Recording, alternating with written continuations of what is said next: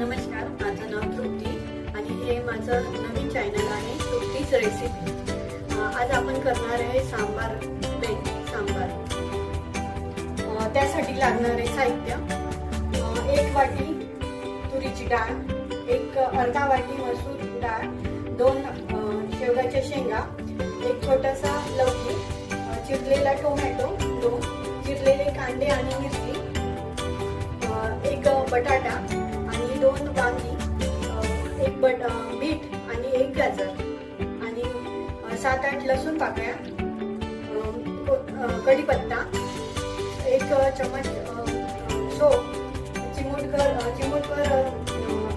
हिंग, कस्तुरी मेथी 1 चमच आणि चिंच आणि सांबार मसाला मी हा आचीचा घेतो आहे। तुम्ही कुठला पण घेऊ शकता, तुम्हाला जे आवडेल तो। आपण हे साहित्य आता सर्व स्वच्छ धुवून घ्यायचं 2-3 पाण्याने आणि कुकरला लावून घ्यायचं। ते दोन्ही पण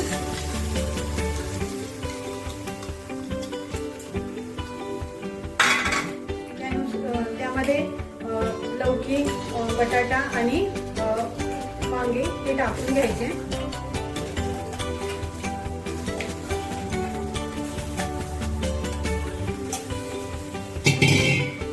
टोमॅटो पण त्यातच टाकायचे, दोन्ही पण, कांदा आणि मिरची पण,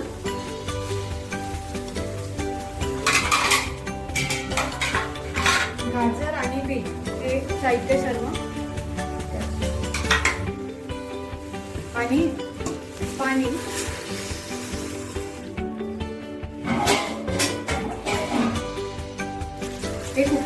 आणि कुकरला लावून 2-3 शिट्ट्या काढून घ्यायच्या, छान शिजवायचं त्याला। पण आपण जे हिंग घेतला होता तो टाकायचा, छान तडतडला तो, सोप, कस्तुरी मेथी,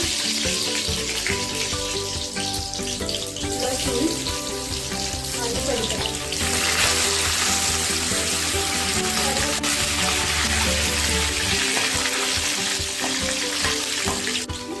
मी बॉईल करून घेतलेलं होतं शेवगाच्या शेंगा, ते पण टाकून द्यायचे।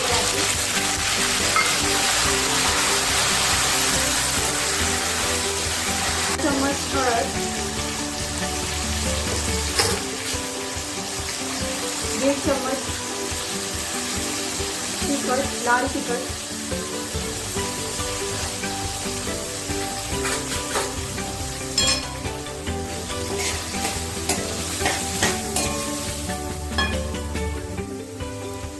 आधी थोडा सांबार मसाला टाकून घ्यायचा या फोडणीमध्ये आणि नंतर वरून पण टाकता येतं।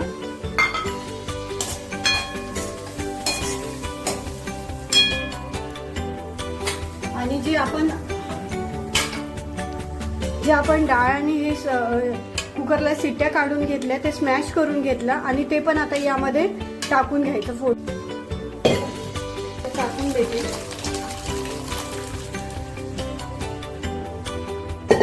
वरून थोडं पाणी पण टाकायचं, हा घट्ट होईल। तुम्हाला जेवढा पातळ लागेल तेवढा सांबार पातळ करता येईल। आणि मी चिंच ही भिजत घातली आहे, ती थोड्या वेळाने भिजत घातली आणि ती गाळून यामध्ये थोड्या वेळाने टाकून द्यायचं। वरून सांबार मसाला पण आपल्याला चवीनुसार टाकायचं, मीठ चवीनुसार पण टाकायचं, मीठ टाकायचं, किती तुम्हाला कसं लागतं तेवढं। मी 2 चमच टाकले, थोडं पातळ करायचं त्यामुळे अजून टाकते अर्धा चमच। आता मी चिंच जी भिजत घातलेली होती ती त्याचं पाणी गाळून घेतलं आणि याचाच गूळ पण टाकलेला आहे। 1 पट्टी गूळ वगैरे टाकता येईल तुम्हाला, चवीनुसार तुम्हाला जसं लागेल तसं टाका। मी हे टाकते, छान उकळू द्या त्याला थोडा वेळ, अजून 5 मिनिट, आणि नंतर सर्व केला आहे। आमचा सांबार तयार झाला आहे, खूप सुंदर टेस्टी झाला आहे, एकदम छान दिसतो आहे। तुम्ही पण करून बघा ही रेसिपी, लाईक करा आणि शेअर करा। बाय।